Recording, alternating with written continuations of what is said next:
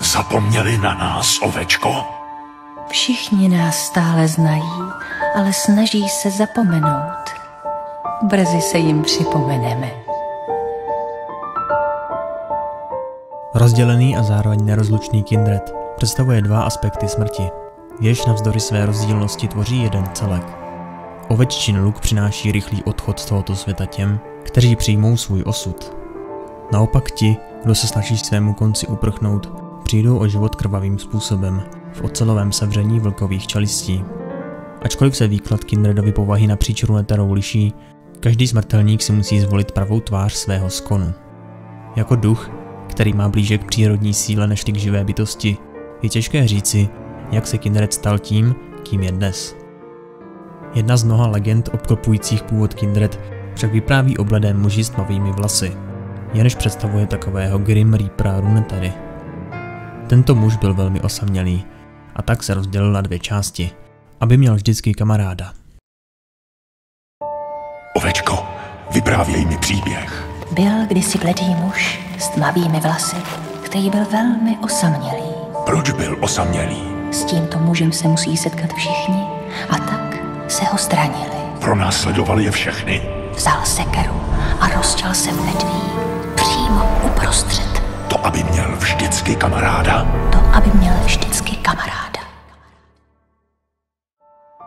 Za předpokladu, že v tomto příběhu existuje nějaká pravda, lze předpokládat, že podle barvy jeho tmavých vlasů se polovina jeho osobnosti zhmotnila ve vlka. Zatímco ta druhá část bledého muže se stala ovečkou. Stejně starodávná entita Fiddlesticks je jednou z mála šampionů, která se zmiňuje o Kindredovi jako o šedém muži.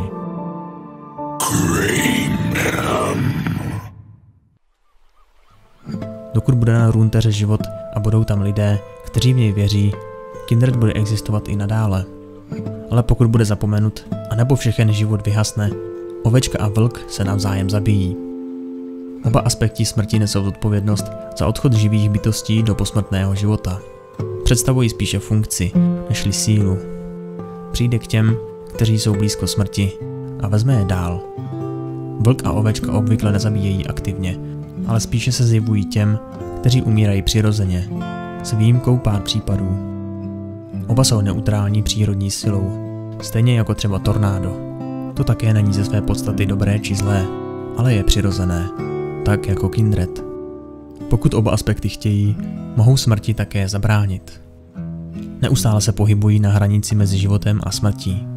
Ovečka se světem interaguje více fyzicky než vlk. Ten se spíše zdržuje na té druhé, posmrtné straně. Ovečka cítí málo, ale ví všechno. Zatímco vlk cítí všechno, ale ví relativně málo. Jsou to dvě poloviny jednoho celku, které jsou vždy ve vzájemném konfliktu, ale nemohly by bez sebe existovat. Kindred je bílým obětím nicoty, i skřípěním zubů v temnotě, pastýřem i řezníkem, básníkem i surovcem. Každý z nich je oběma zároveň. Kdykoliv balancuješ na hranici mezi životem a smrtí, je tlukot tvého srdce pro Kindreda signálem k lovu, jenž je hlasitější než volání polnice. Pokud pozvedneš hlavu a přivítáš oveččin postříbřený luk, přinesou ti její šípy rychlý konec. Avšak odmítneš-li ji, pustí se vlk radostně po tvé stopě a věz, že každý jeho lov končí ve tratolišti krve. Říká se, že zatímco pravý demáciec ve svých posledních okamžicích otočí k ovečce a přijme její šíp, temné noxijské uličky jsou oblíbeným lovištěm vlka. V zasněženém Freljordu panuje mezi některými kmeny před bojem zvyk políbit vlka, uctít jeho hon krví nepřátel. Po každých strašidelnicích se vždy celý Bilgewater sejde k oslavám a ti, kdo přežili, vyjadřují úctu všem, kteří obdrželi z rukou ovečky či vlka skutečnou smrt. Protivit se vůli Kindreda znamená protivit se přirozenému řádu věcí. Je jen hrstka těch, kterým se podařilo před těmito lovci uprchnout. V tomto útěku se však neskrývá žádná útěcha, jen živoucí noční můra. Kindred čeká i na všechny, když jsou uvězněni v nemrtvých spárech stínových ostrovů. Jelikož nikdo nemůže oveččinu luku či vlkovým tesákům unikat věčně. Různé kultury Runeterry mají různá chápání legend o Kindred. In-game Kindred byl vyobrazen tak, jak si jej představují ve Freljordu. Všude mě vidí Kindred jako elegantní gazelu v skli ve spolupráci s hyenami. a jeho ňané zase jako hada a vrabce, anebo malou dívku a vlka. Dalším výkladem může být jelen s krvavým parožím a uhlazený králík, nebo růže a bodavá včela.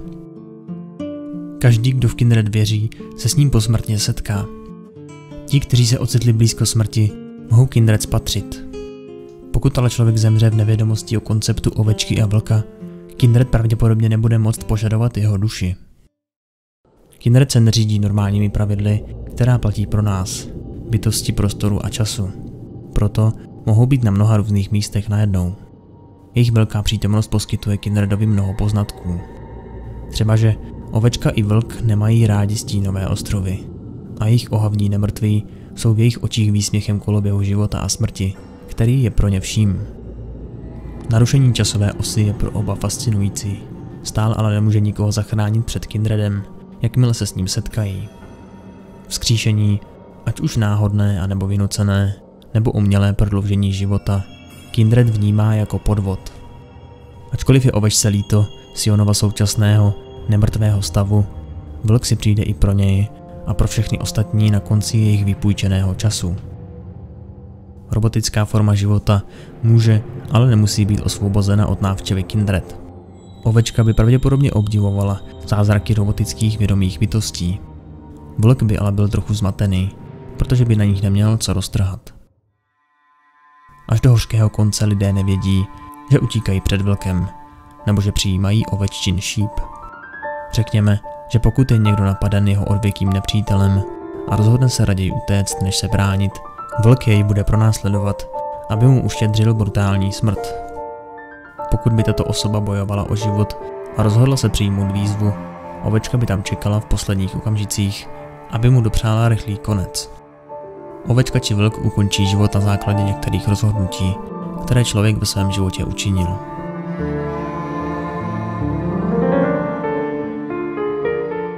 Děkujeme všem našim Patreonům, kteří podporují náš mrtvej kanál. Moc krát díky.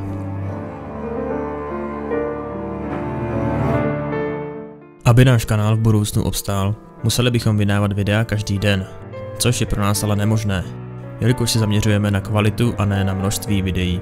Proto potřebujeme vaši podporu, aby jsme v budoucnu nezanikli. Jestli se ti tvorba líbí a sleduješ každé video, popřemýšlej o tom. Je tam spousta výhod, které snad aspoň trochu potěší.